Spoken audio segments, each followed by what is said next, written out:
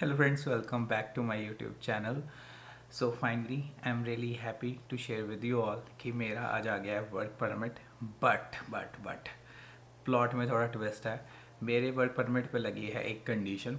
ठीक है, तो उस कंडीशन के बारे में और वर्क परमिट की वो जो कंडीशन है वो मैंने कैसे अपलिफ्ट करवाई उसके बारे में इस वीडियो में बात करने वाले हैं.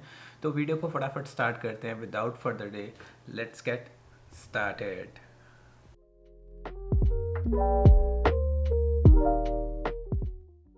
So let me start it from the very beginning. तो हुआ क्या कि मेरे को एक वीक पहले, अभी से जैसे अभी चल रहा है 20th of Feb आज, तो मेरे को 11th को कॉल आती है मेरे अंकल से जो IRCC एजेंट हैं. ठीक है, वो मेरे को बताते हैं कि तेरी वर्क अप्रूवल जो लेटर है, जो वर्क परमिट की लेटर है, वो अप्रूवल रिक्वेस्ट आ गई है and you are good to work. But twist यहाँ पे है कि वहाँ पे एक कंडीशन मेंशन थी 15 और 16. मैं यहाँ पे या यहाँ पे एक लगा दूंगा पेपर जो वो आई थी. ठीक है, उसमें आप जाके देख सकते हो, नीचे लिंक भी मेंशन कर दूंगा. तो उस कंडीशन के हिसाब से मैं हेल्थ केयर में ऑलरेडी वर्क कर रहा था. मैं हेल्थ केयर में वर्क नहीं करता जब तक मैं अपफ्रंट मेडिकल एग्ज़ाम नहीं करवाता. ठीक है, तो अब जो अपफ्रंट मेडिकल एग्ज़ाम है उसके बारे में पहले बात कर लेते हैं. तो अपफ्रंट मेडिकल एग्ज़ाम में तुम्हें डॉक्टर के पास जाना है. सेम जैसे इंडिया में हमने पी मतलब जब तुमने आना था कनाडा तो हमने मेडिकल और यूरिन वगैरह करवाया था ना, सेम वही अपफ्रंट मेडिकल एग्ज़ाम होता है कि ताकि तुम्हें कोई प्रॉब्लम नहीं है, क्योंकि मैं हेल्थ केयर में काम कर रहा हूँ और मैं आगे पेशेंट्स को वो प्रॉब्लम या वो डिज़ीज़ आगे स्प्रेड तो नहीं कर रहा. इसीलिए मुझे chest x-ray, blood test and urine test ये करवाना पड़ेगा. इसमें सिफिलिस, HIV और चेस्ट में ट्यूबरक्लोसिस, ये कुछ चीज़ें आती हैं जो वो देखते हैं पर्टिकुलरली. दैट्स वाई तुम्हें अपफ्रंट मेडिकल एग्ज़ाम करवाना पड़ेगा. अब मैं भाई बहुत ज़्यादा डर गया और मैं अगले दिन ही मैंने डॉक्टर की अपॉइंटमेंट बुक करी और मैं अगले दिन चला गया. वहाँ पे अगर आप स्कॉट रोड में रह रहे हो तो यहाँ पे स्कॉट जेल में डॉक्टर चीमा है. ठीक है, लकीली सुबह अर्ली मॉर्निंग की अपॉइंटमेंट मिल गई थी. मैं वहाँ पे कुछ 6:30 पहुँच गया था एंड 6:45 पे मेरी अपॉइंटमेंट थी. और वहाँ पे सारा कुछ ज़्यादा रश नहीं था. तो सबसे पहले उन्होंने मेरे को वहाँ पे दिया फॉर्म, बेसिक डिटेल्स वगैरह फिल आउट करनी थी. वो मैंने डिटेल फिल आउट कर दी. उसके बाद पेमेंट हुई थी. पेमेंट मैं आपको तीनों की, एक्सरे की भी पेमेंट थी, ब्लड टेस्ट की भी थी, वो सारी पेमेंट लास्ट में बताता हूँ. तो पेमेंट करी एंड देन उसके बाद मुझे डॉक्टर ने देखा. डॉक्टर ने देखने के बाद मुझे रिक्वेजिशन दे दी चेस्ट एक्सरे के लिए, जो लकीली मेरे काम पे थी वेस्ट कोस्ट मेडिकल इमेजिंग में. एंड सेकेंड दी मेरे को ब्लड टेस्ट की. अब अगर आप लोग कनाडा में हो आपको पता लग गया होगा कि ब्लड टेस्ट यहाँ पे लाइफ लैब्स करती है. तो वो क्लिनिक के पास ही लकीली एक लाइफ लैब्स थी, तो वहाँ पे जाके मेरे को ब्लड टेस्ट करवाना था. वो भी मैं वहाँ पे चला गया, ब्लड टेस्ट करवा लिया. उसके बाद देखो ये क्लिप.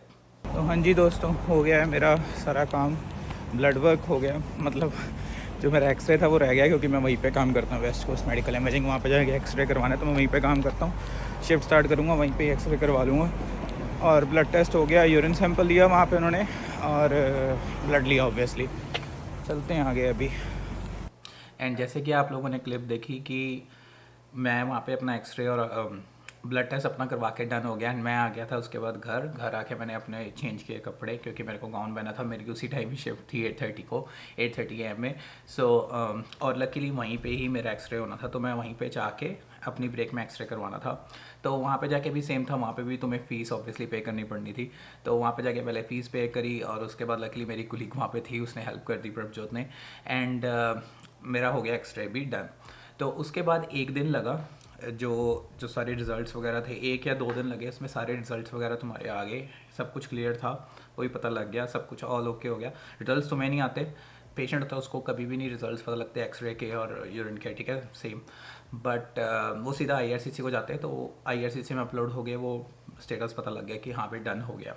बट अब यहाँ पे एक और ट्विस्ट है. तो इसमें ना 1-2 दिन निकल गए और वीकेंड आ गया.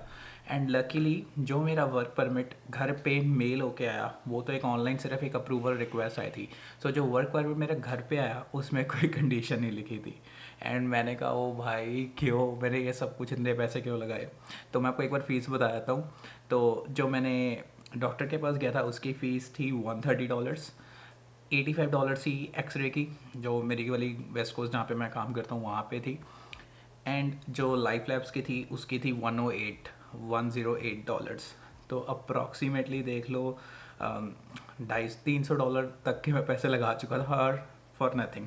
नथिंग भी क्यों, मतलब कि मुझे पता ही नहीं था कि भाई वर्क परमिट, जो एक्चुअल वर्क परमिट आएगा जो मेल होके तुम्हारे घर पे आता है, ठीक है, कि उसमें वो कंडीशन लगेगी कि नहीं। बट लकीली उस पर कंडीशन नहीं थी and I was good to work. मैं पहले ज़्यादा घबरा गया कि क्या हुआ, but I just want to share with you guys कि अगर कुछ ऐसा आपके पास भी आपको अप्रूवल लेटर आ रही है और 15 और 16 कंडीशन मैंशनड है और आप भी हेल्थ केयर में काम कर रहे हो, तो थोड़ा सा अवेयर हो जाओ, देख लो, एक बार वेट कर लो एंड उसके बाद जाके अपना डॉक्टर के साथ अपॉइंटमेंट बुक करवाओ, एक्सरे लैब टेस्ट वगैरह करवा सकते हो।